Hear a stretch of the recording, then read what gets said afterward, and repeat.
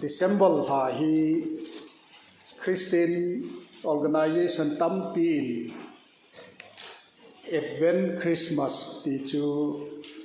Christmas hung hun masanga pakai hung lim ding dan ki gut na phat na amano phat khat so hin ichi sunga hapta masa penta tuni pathin ni khuai Jesu pending thu to ki sajai sei diwa kilom pen ya kata sanchu alam pi sim tu san koyu Advan phat nga ding dan le ikigot diu dan thu ai phat chom chai ke holim diwa ka hin ti mo hin Bible chang Isaiah bung som li chang khana ko na chang nga chule luk bung thum chang khana ko na som la buk chu hoi selin asim ding ten in sim pi ta win hi chi te ni chui lung thimin ko yu hitin hi chi hapta sung ai ro de hi chi tha sung ai Jesu hung na ding ai hi to bangai ki go diu ham ti lung put hin phat chom chakhat sungin holim na nei khom hi te ama sa pen ta in Jesu hung na ding gal dot ti hi kahin ta langin aje chu ila jeng wa jong hin milin milal mithupi e ho ga het thei ding chun minister ho MLA ho tabang iko mo hung ding teng chule English a protocol ti chu boina i macha lo na dinga ahung na diu mun kisim to chat adin na diu to na diu ne diu cha diu kisutu chat na aveng building sepai ahi lo le police king se na ki koya ahung teng le boina behela ki tu se na thil jo si ki cha ya bit ke ya ki le ding chu ki gel thupi pen ta khat choi hi chitapang leise na bilin milal jeng jong chu ahung ding teng thupi ta ki go na akilam tur theile leng jo se leng pakai jo se pakai Jesu Christa hung na ding lampi hi chutabang set chun lam tu din ki gole wa noi mi hon jong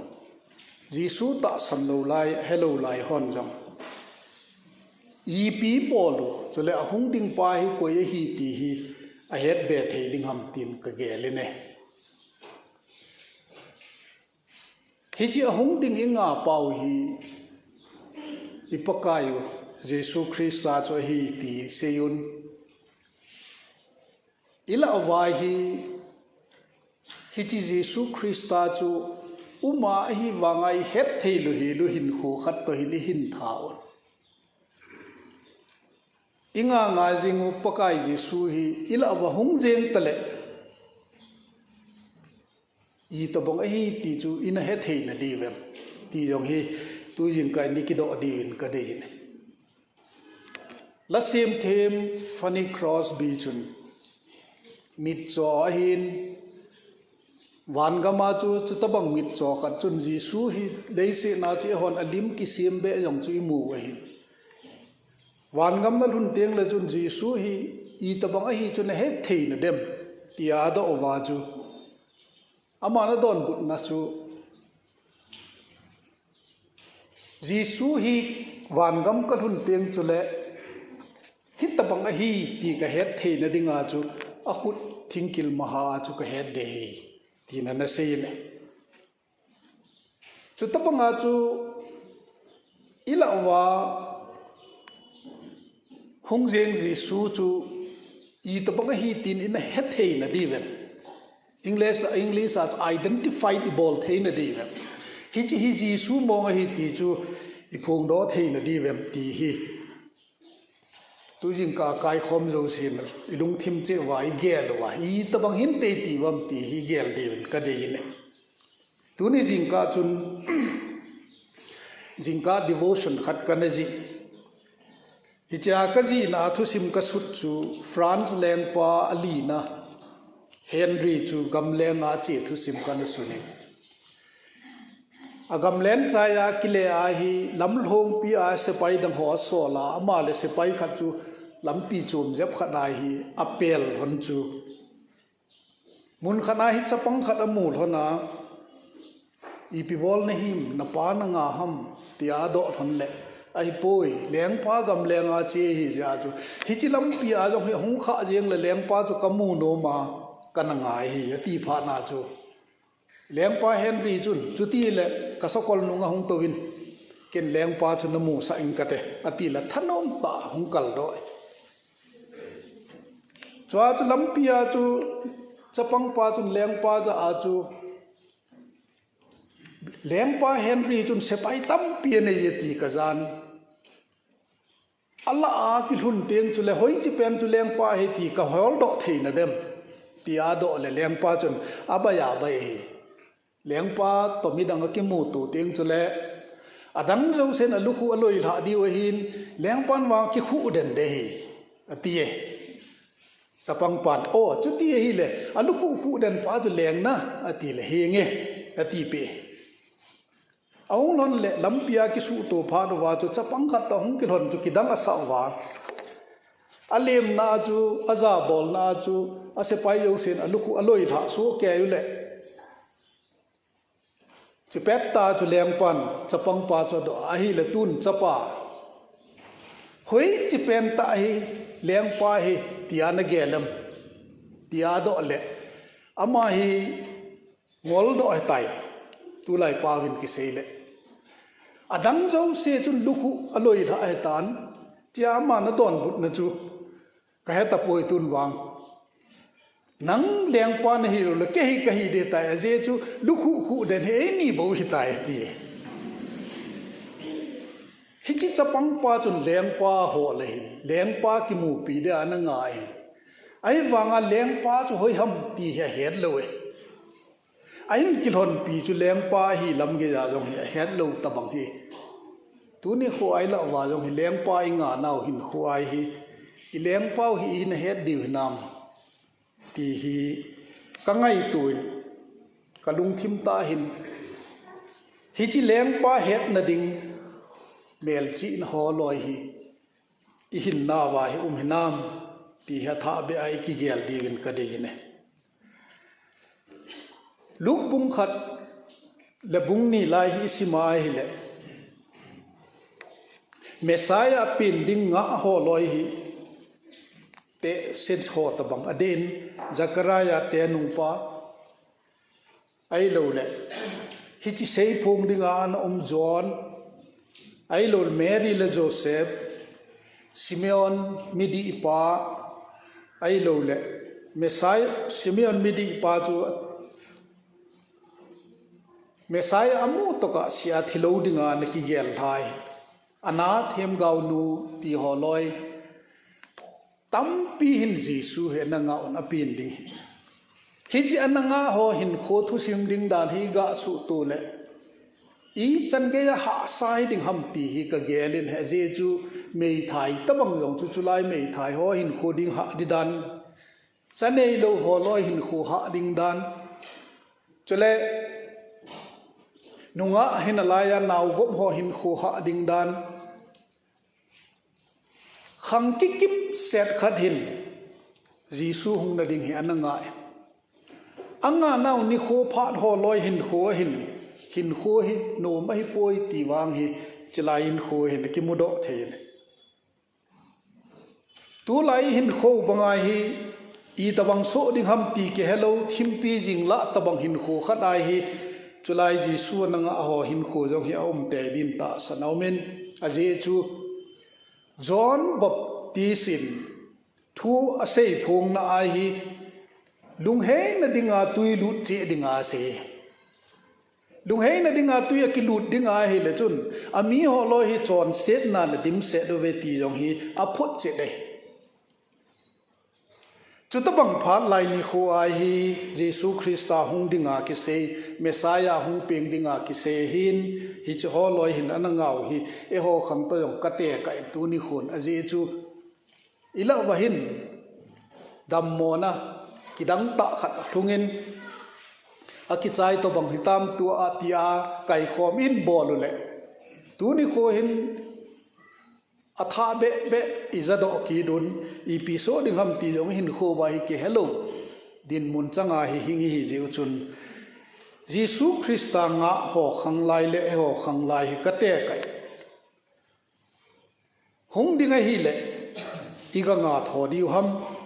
ai lo le ina nga tho diu ham ti yong hi kado no men het chen thei na diu chun kajingka devotion ji ho tampi ka sei pe no mon pasal khat sepai suti hung chu kung kai muna midang zo se cho ji cha te na nga un thanom ta na ki welcome ta na ki lim tu ta ama hena ji nu hol le wang chu namu tapun ai lo la zam hai ta ding ham iti hi ta ding ham tia hi lungkim ta in mon hen zu le ina chun thau mai phate chana na ki den agalu le jinu cha anamun ana omen alunga no hut jing ajinu chun hani mi pawin ki seile nang kanang nga jeng hi ati ai ma mi pa ha ki pa ta thei ta pon aje chu ama nu chun ina na ngai mi dang ho loi chun kong kai muna ga nga ki doi kong kai muna tha ka pana ga nga hol aina na nga anu hi anga dan ki bang lo hel khat hin mi nga che hi wang chun Jesu nga na wa jong hi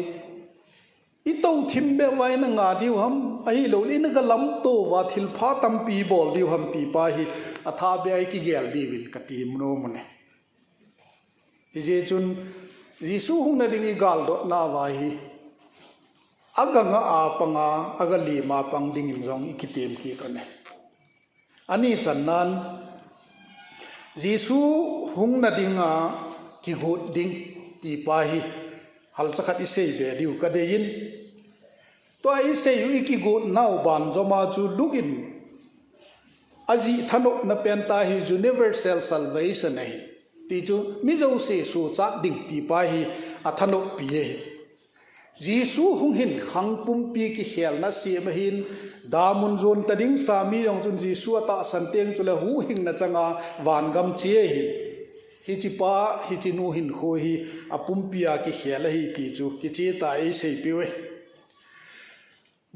Jesu him juda te ke se ding a ge lo yong chu Jews Greek te hin Gentile te hin ki bang chena mi hon ata san theya sagau long ki bang chena chan thei pau hin ki khel na lam dan na thu sim khat ei sei do pi we hi je chun amai gal do diu pa ki wai ki ngam lo wa ahung na dingai hi iki go tup chet diu hi thil lo pi pen ta khat cho hi ti tu jing kai na tha ben gel do ki do hi te athun hang sap na chu ngai lew hen Isaiah a ki sei chu lugin ki pa na thu pha sei ho jo sun jo si ku na seyun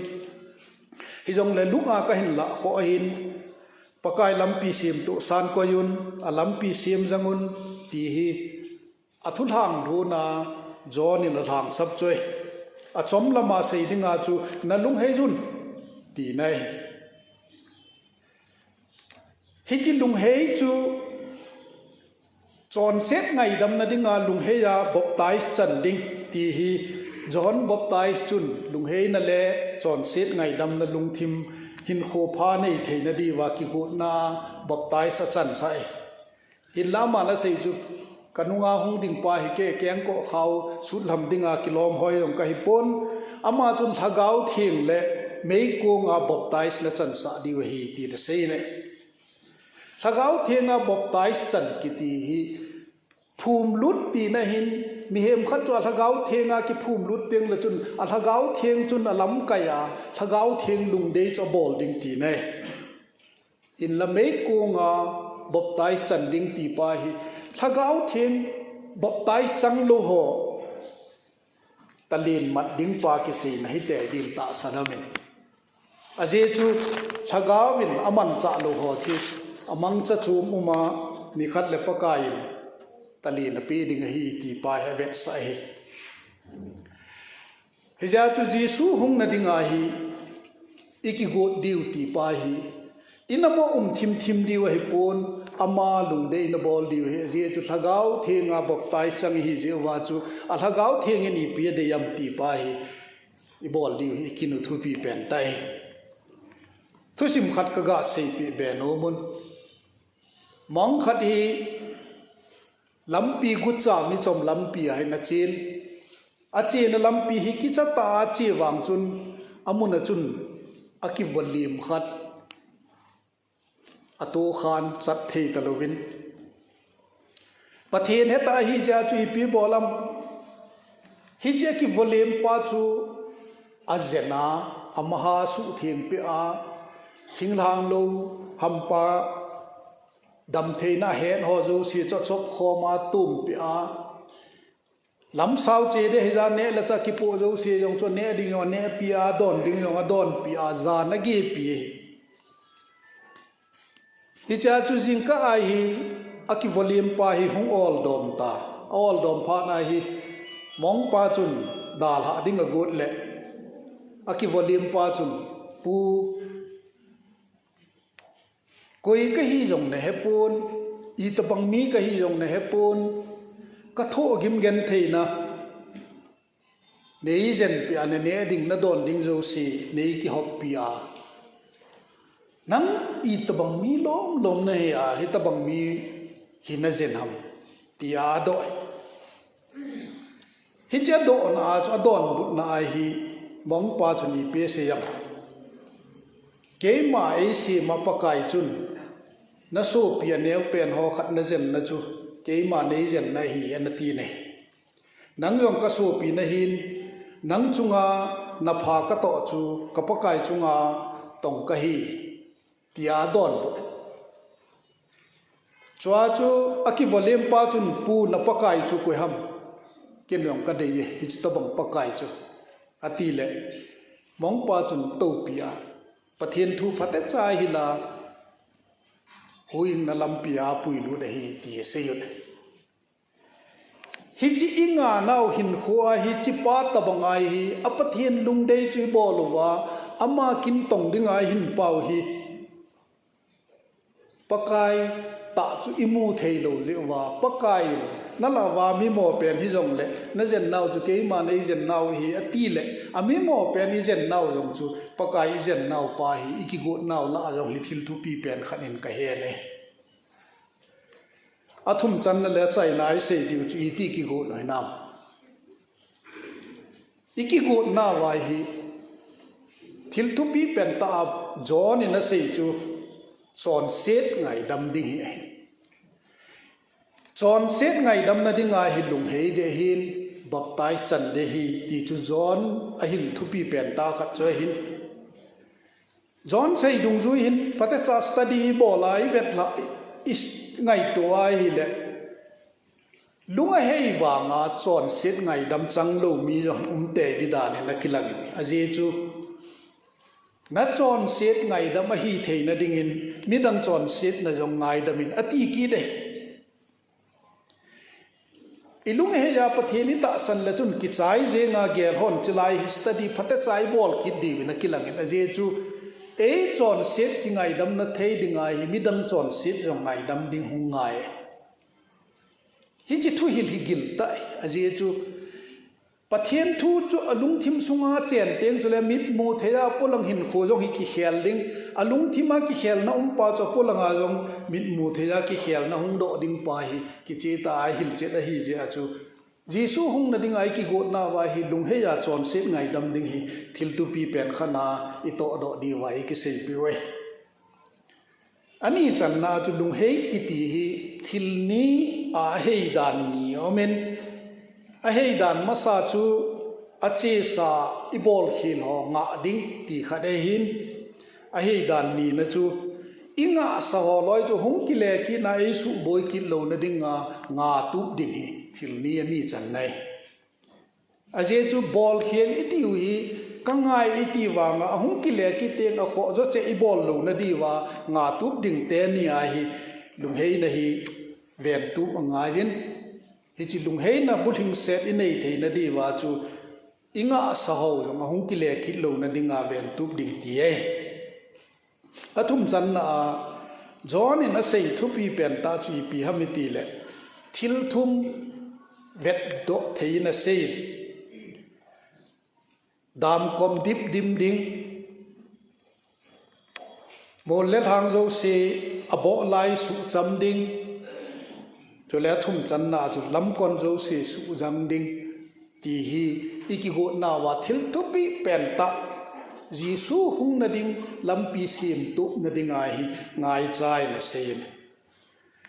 dam komine jingun hin kho hin ilung tha ko madim senin itaw nom lo ko madim senin pathen thui sim nom lo ko madim senin